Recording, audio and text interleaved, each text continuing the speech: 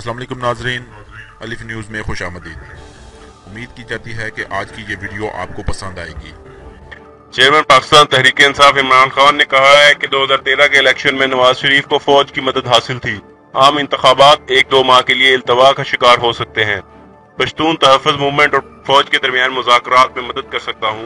एक इंटरव्यू में चेयरमैन तहरीक इंसाफ इमरान खान ने कहा कि 2013 के इंतखाबात में नवाज शरीफ को फौज की मदद हासिल थी। उन्होंने कहा कि मैं बहुत सोच समझ कर इल्ज़ाम लगा रहा हूँ। 2013 के इंतखाबात में एक ब्रिगेडियर ने पंजाब में नवाज शरीफ की बहुत मदद की थी।